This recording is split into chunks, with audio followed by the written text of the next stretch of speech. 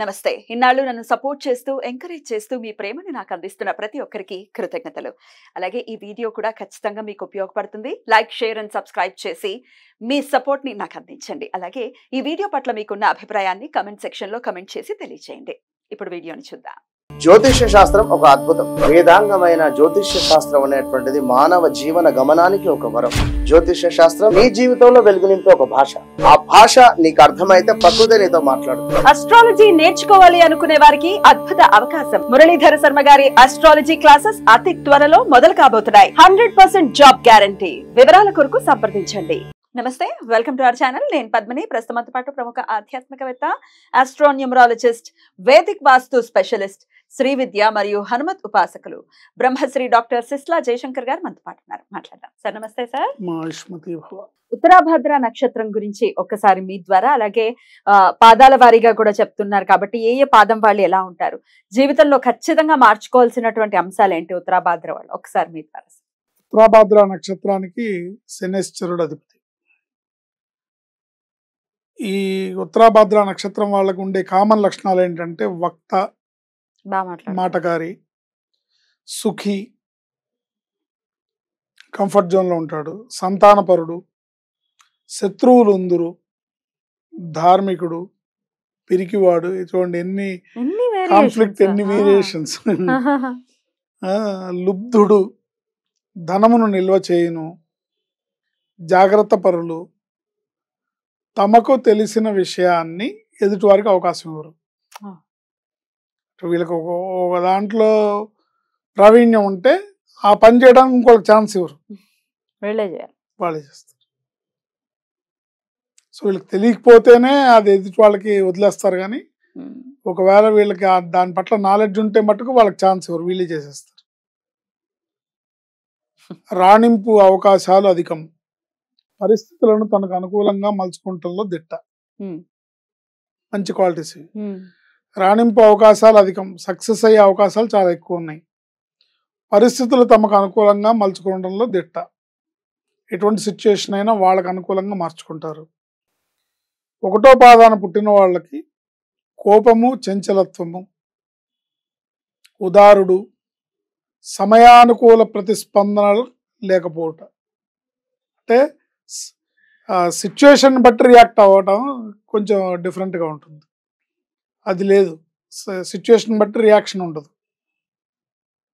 రెండో పాదం వాళ్ళకి పగగలవాడు, దరిద్రుడు, తెలివిగలవాడు, అస్థిర చిత్తుడు, తెలివితేటలు ఉన్నప్పటికీ గుర్తింపు లేకపోవటపై అసంతృప్తి.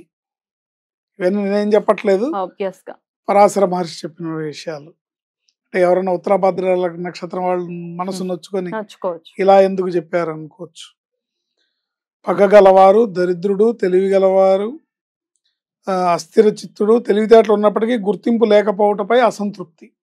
నేను ఎంత చేసినా నాకు ఐడెంటిటీ రావట్లేదు, నాకు గుర్తింపు రావట్లేదు, నా పనికి తగిన గుర్తింపు రావట్లేదు, పనికి తగిన ప్రతిఫలం రావట్లేదు అని బాధ అనేది ఉంటుంది వాళ్ళకి.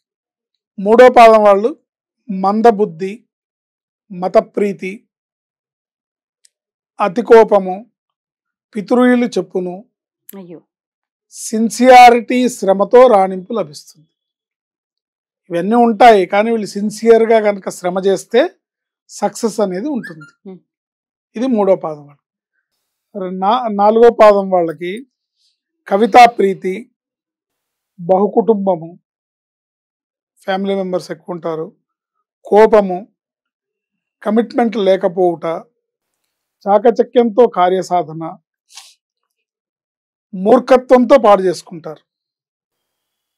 చాకచక్యంతో కార్యసాధన చేసినా కూడా కొన్ని పనులు మూర్ఖత్వంతో చెడగొట్టుకుంటారు.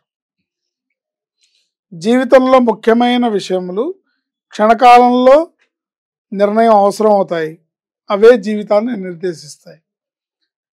ఈ స్పాట్లో, ఆన్ ది స్పాట్ తీసుకునే ఈ రోజు తీసుకునే నిర్ణయం జీవితాన్ని మలుపు తిప్పుతుంది, అది కీలకం అవుతుంది వాళ్ళకి. ఇది ఈ 4 పాదాల వాళ్ళకి, ఉత్తరాభద్ర నక్షత్రం వాళ్ళకి ఉన్న లక్షణాలు. మరి ఏం మార్చుకోవాలి సార్ జీవితంలో ఖచ్చితంగా వీళ్ళు? కోపం తగ్గించుకోవాలి.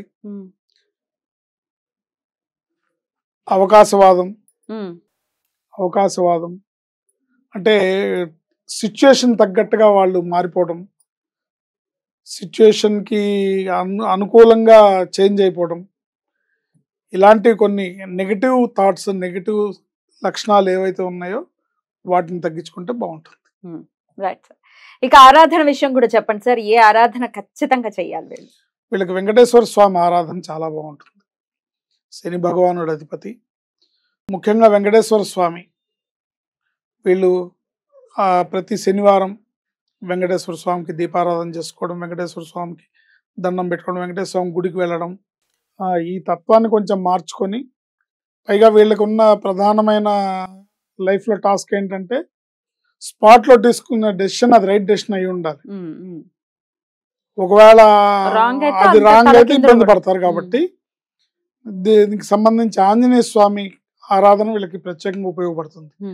కరెక్ట్ టైంలో కరెక్ట్ డెసిషన్ తీసుకోవడానికి ఉపయోగపడుతుంది. వెంకటేశ్వర స్వామిని, ఆంజనేయ స్వామిని ఆరాధించడం వీళ్ళకి అన్ని రకాలుగా కూడా శ్రేయస్సునిస్తుంది. ఈశ్వరాభిషేకం కూడా వీళ్ళకి మంచి మేలుని చేస్తుంది. నెలకొకసారి వీళ్ళ జన్మ నక్షత్రం రోజు మృత్యుంజయ పాశుపత అభిషేకాన్ని చేయించుకోవడం చాలా ఉత్తమం. రైట్ సార్, చాలా బ్యూటిఫుల్ గా ఎక్స్ప్లెయిన్ చేశారు. డెఫినెట్ గా ఈశ్వర కృపతో ఉత్తరాభాద్ర నక్షత్ర జాతకులు చాలా ప్రశాంతవంతమైన జీవితాన్ని అనుభవించాలని మనస్ఫూర్తిగా కోరుకుంటూ, ఇక నెక్స్ట్ ఎపిసోడ్ లో లాస్ట్ అండ్ ఫైనల్